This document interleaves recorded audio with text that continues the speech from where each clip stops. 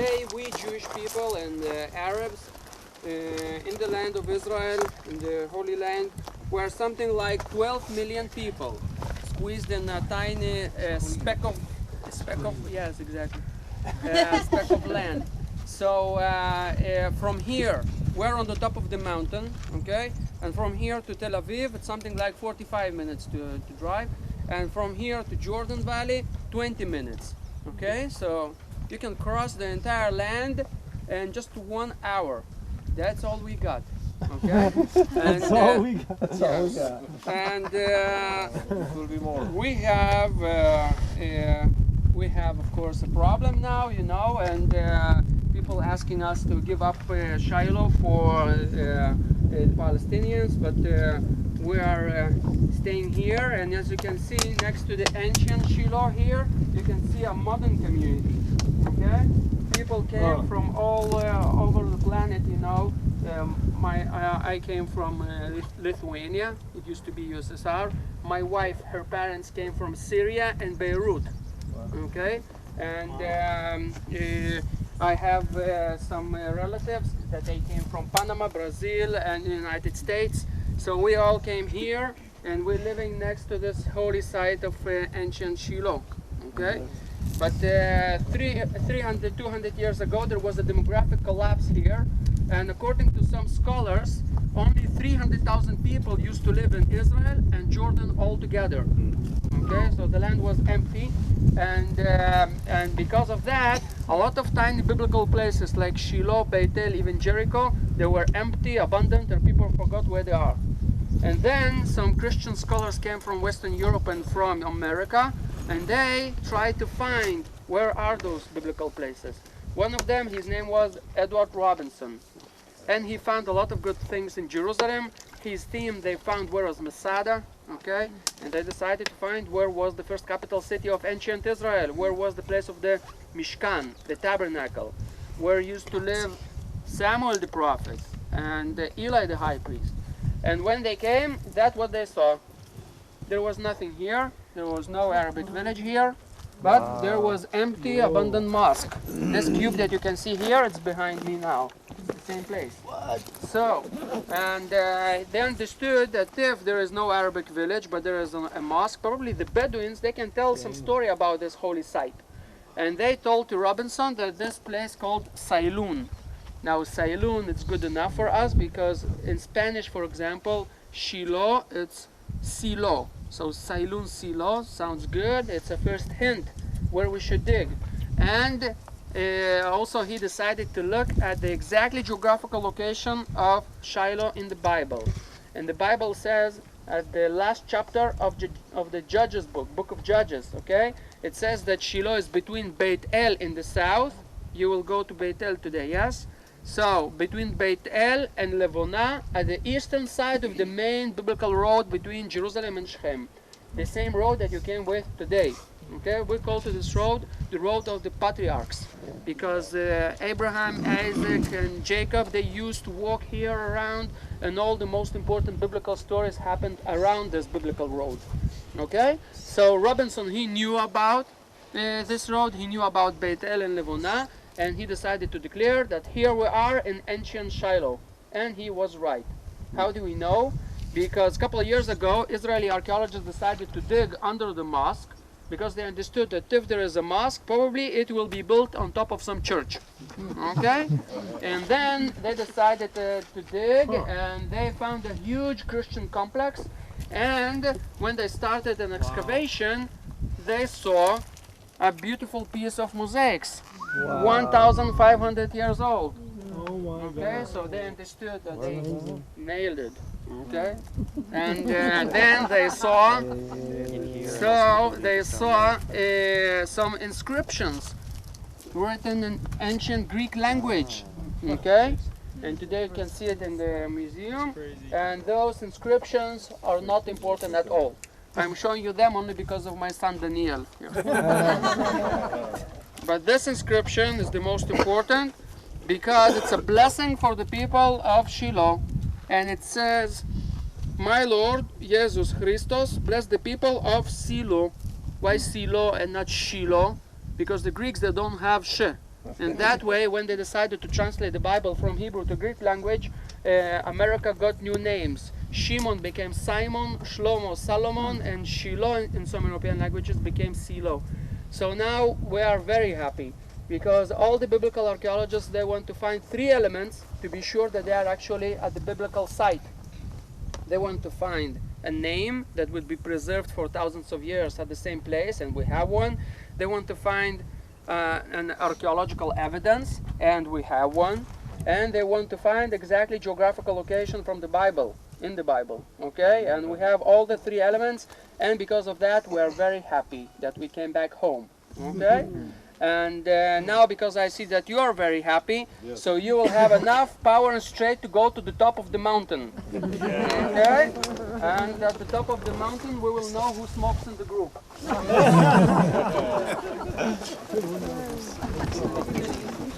From here, you can see our little Israeli miracle there behind you. Okay?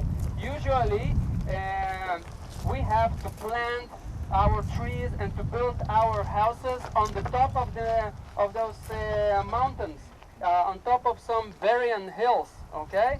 Because we don't want to hurt the Palestinians. They have their valleys, and we are on top of the mountains. Of course, it's a problem when you want to plant a tree. Okay? Because what we have here is just the rocks. As you can see there, you can see a white terraces, okay? Because it's some chalky material. It's limestone, okay?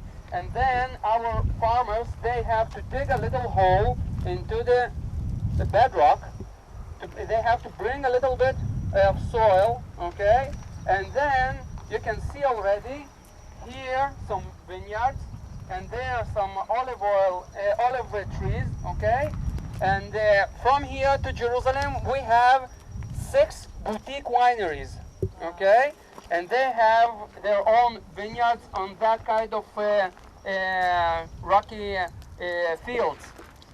But they are going to international competitions, to France and Italy, and they come back with, Ephraim, it's for you, and they come back with golden medals, okay? Although they have to work very hard, they have to cut the stone and to plant their trees into the bedrock, still they come back with the best wine and the golden medals, okay? So, Very cool. exactly. Good appetite. Okay, you can sit here.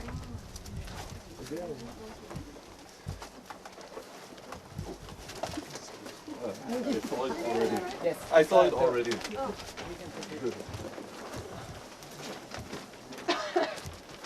I had a little conversation with your tour guides, and we've mentioned the fact that one of the boutique wineries there on the top of this barren hills, they using some archaeological material from ancient Shiloh to recreate the original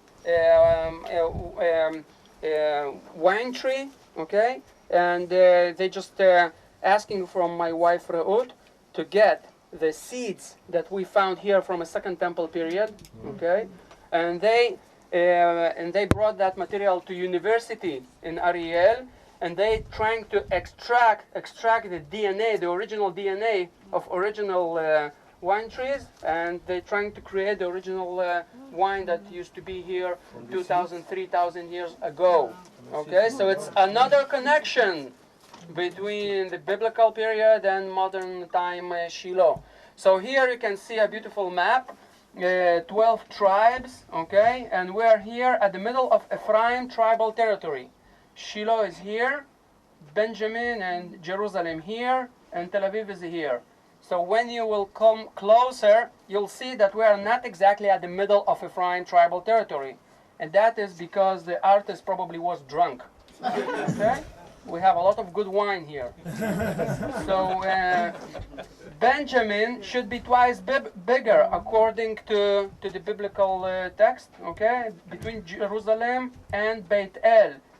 We can have here Benjamin twice bigger, and the northern border of Ephraim should be here in Nahal Kana, in Kana River.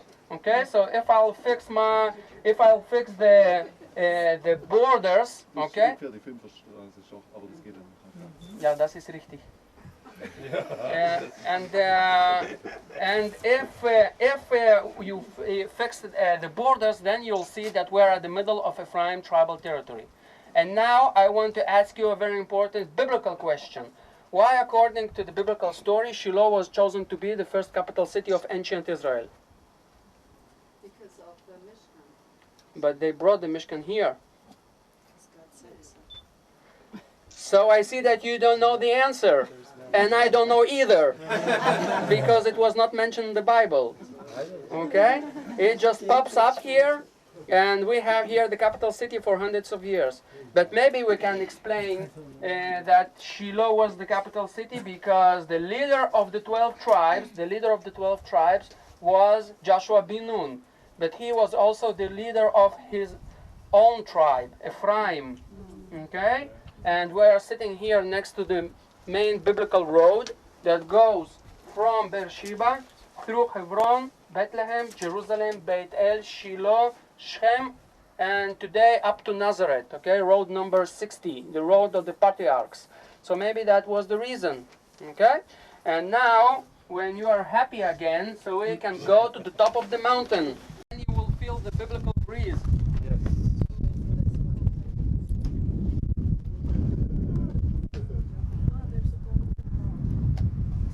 You thought that I am talking about a different kind of AC.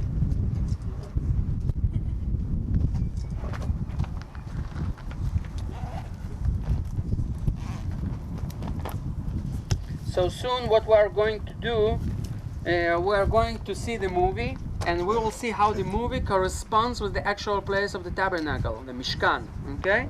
And you can see down there 12 flags at the edge of ancient Shiloh. And there is a tiny rectangular structure, okay? And I can tell you right now that it is located inside an empty rectangular field, okay? And that field is very important for us because the tabernacle was rectangular, okay? And down there we have the perfect dimensions that fits the biblical dimensions, 25 meters on 50 meters. Okay, after the movie, we'll go down there and you'll see it perfectly. And it's a first hint where we should look for the Mishkan, for the tabernacle. Okay, also it goes from the west to the east, exactly like the temple in Jerusalem. And some walls were found and jars from 11th century BC. Okay, the same time of Samuel the prophet and Eli the high priest. Okay, so it's we have a lot of good clues, okay? It's not an archaeological evidence, but we have some hints, and we want to go there and to find the Ark of the Covenant. Who knows? Like Indiana Jones, okay? So what I want to do is to get there and to see if the movie is available, and then we will see the movie. And let's come please.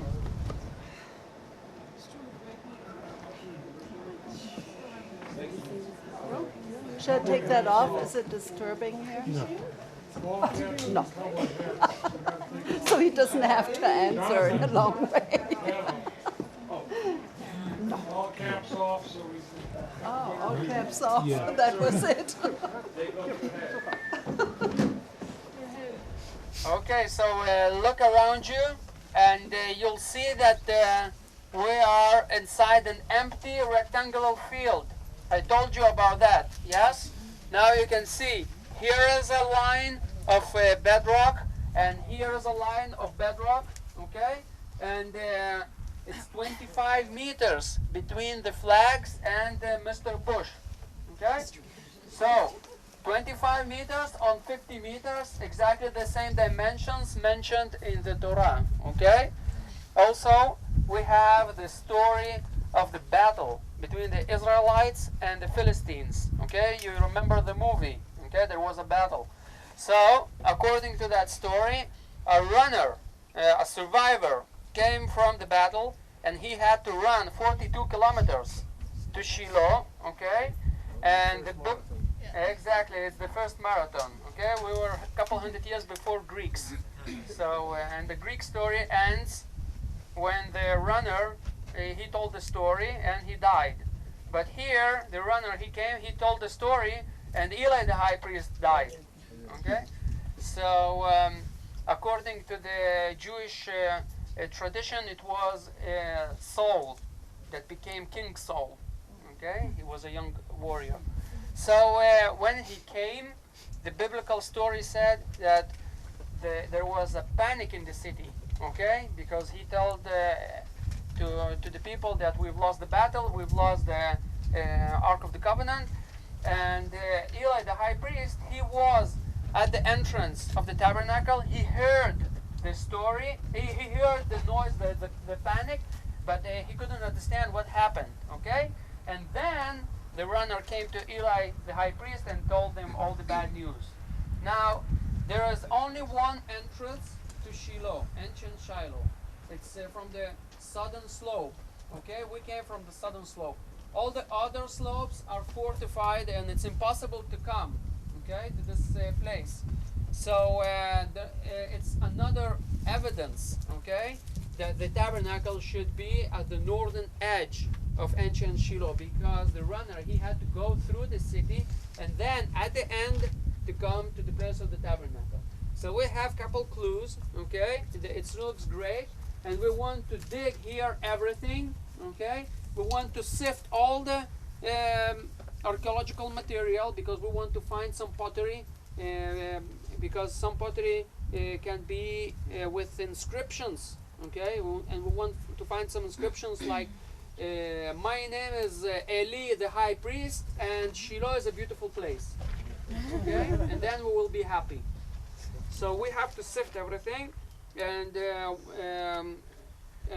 King David City, my wife, she had an excavation with Professor Elat Mazar, and they found a lot of tiny biblical findings, including some tiny rocky seal impressions, okay, it's something like this. And then my wife, she looked at one of those seal impressions, and she saw an ancient Hebrew inscription, and it said, Chizkiyahu Achaz Melech Yehuda, Yezekiah son of Achaz, king of Judea. Okay, and it was like something like this. Okay, wow. So obviously there was a huge buzz, you know, and CNN, BBC, all the folks, they came to a press conference in Jerusalem. So we want to do the same thing here. Okay, we want to find something like, my name is Samuel the prophet, son of Elkanah, 1100 BC. Okay, so of course we have to sift everything, we have to dig here everything, and for that we need a lot of volunteers. Hopefully understood the hint. Okay, we'll start in July. Okay, so don't worry, I will sit here in shade and I will supervise you there. Okay, and if you want to dig with some evangelical group in May, American group from Texas will come to dig here in Shiloh as well. The group of ABR, just write the name, Dr. Scott Stripling. Okay, come to join join us. Huh? Dr. Scott Stripling. Okay, so and the group is from Texas, and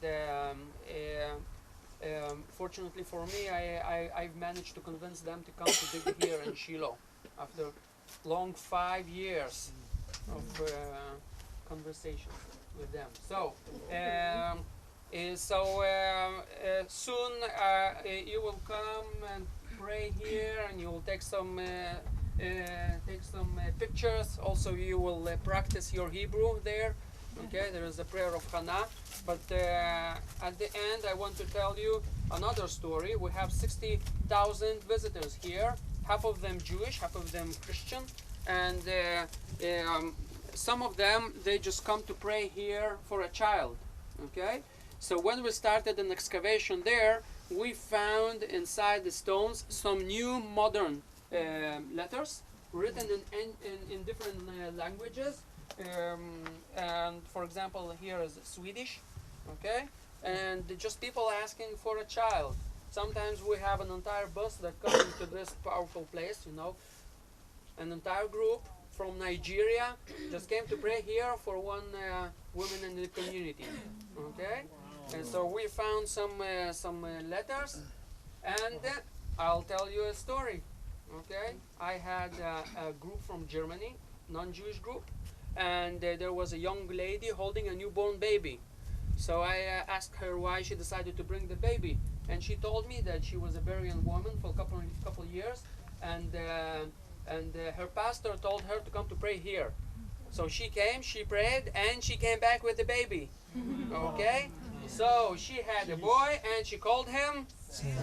No, Reinhard. You thought that it will be easy. Okay? So I got you. And so thank you for having me, and enjoy your tour in Israel. Okay?